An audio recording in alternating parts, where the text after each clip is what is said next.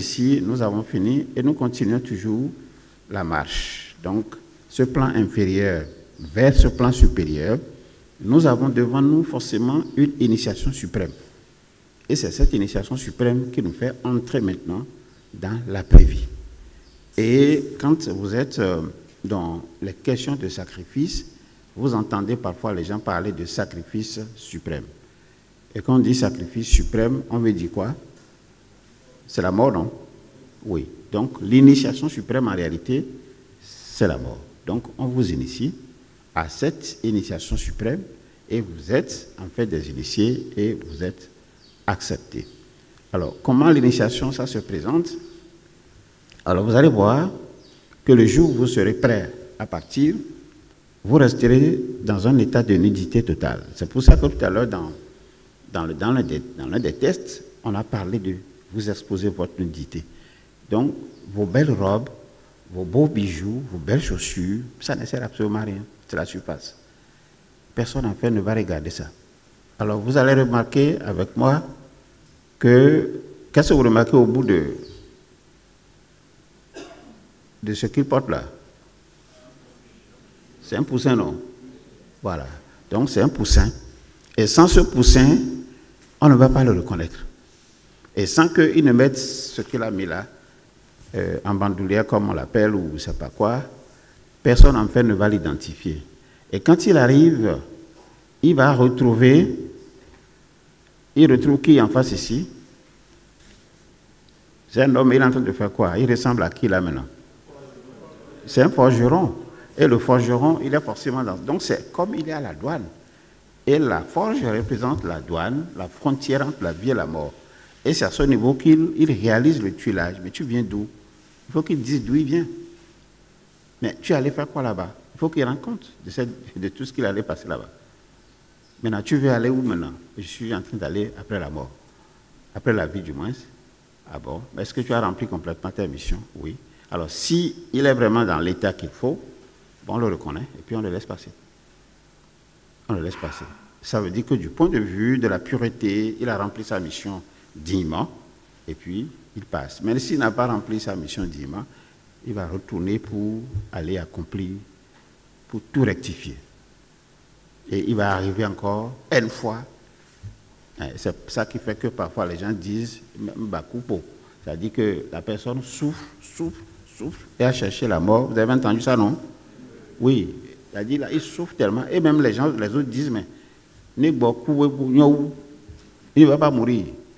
Non, il ne va pas mourir. Il faut que, pour qu'on puisse le reconnaître comme quelqu'un de bien, qui peut passer de l'autre côté, parce que là-bas, ce n'est plus, il ne va plus rien faire d'autre que continuer notre expérience. Mais tout ce qu'il a mal fait ici, dans notre vie présente, il va tout réparer. Il va tout réparer. Ce n'est pas qu'il va prendre des feuilles de tôle pour aller construire pour les gens. Non, non, non, non, non. C'est-à-dire que les sanctions qu'il mérite, il doit pouvoir exécuter sa peine. Il n'y aura pas un enfer après quelque part. Non, il n'y en a pas. Donc, il va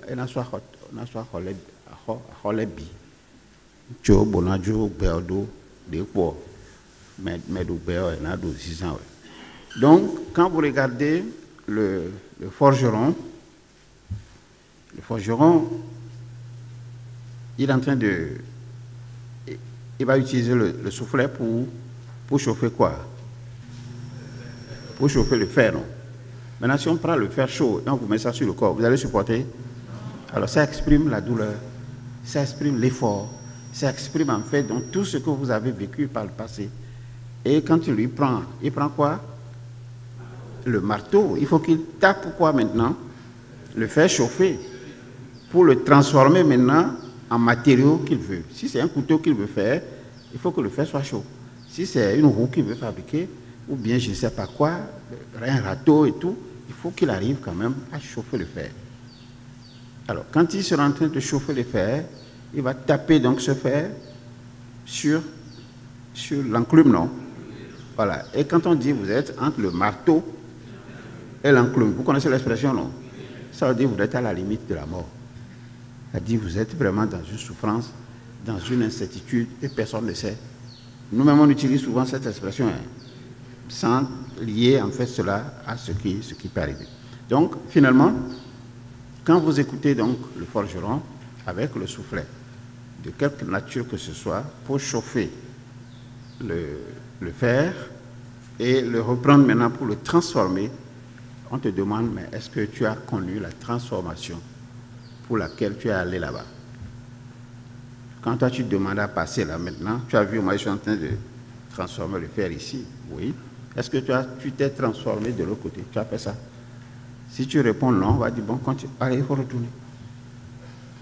Donc, tu vas retourner. Surtout, si tu es resté à végéter dans la mauvaise version de toi-même, haïr les gens,